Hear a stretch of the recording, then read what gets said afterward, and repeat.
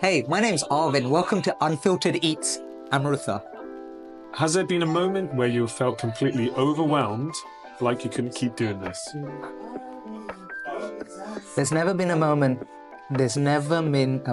where I felt like I couldn't do this. In fact, I can tell you one thing for sure, which is in my life, there is so many things that I'm unsure about, whether it's my health, whether it's what I eat, the partner, my personal relationship, the clothes I wear, so many things there's doubts about. But there's one thing that there's never, ever, ever been a single doubt about in my life, and that's Amrutha. And that's the pillar I build everything around, and I'm grateful for this. Amazing. Do you ever feel the weight of being responsible for something bigger than yourself? Wow. That's a question, bro. You cleared me up with that one. Yeah.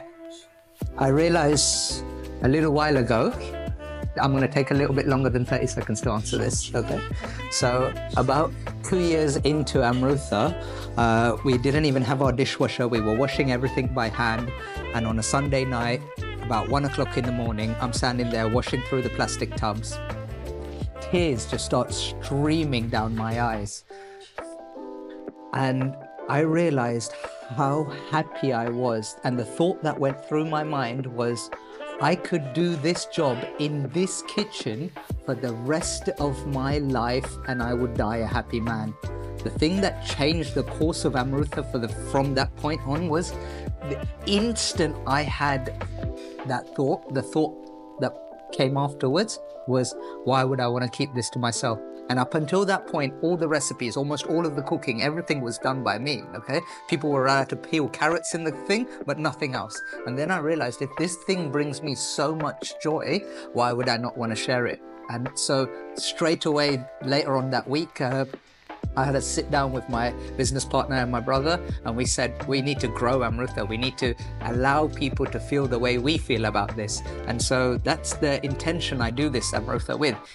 It's not just to inspire people, it's in the terms of the food, make people, customers happy. No, for me, Amrutha, my primary focus in Amrutha is creating a workplace where people can come and enjoy the work they do, feel connected to the work they do. And yeah, sometimes it does feel like a heavy responsibility because it was just me and my brother when we started. Then it became 10 employees, then it became 20. Now we've got a team of 20 that have been added to the 20 that's going to the festivals with us. So sometimes it feels heavy, but never do I regret or doubt it.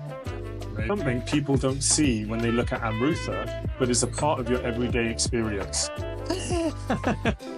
Well, this is the one thing that I love about Amrutha, when you come here on a Friday night and it's buzzing and every table is full, there's changeovers, 2 tables, 2 sittings on a table.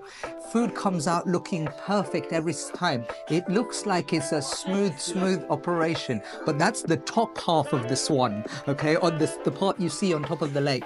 Underneath, that swan is pedaling away so much, and there's so much stuff that goes on in the kitchen. Equipment breaks, so much stress that happens, but we don't allow that stress to affect us or affect the experience that the customer have.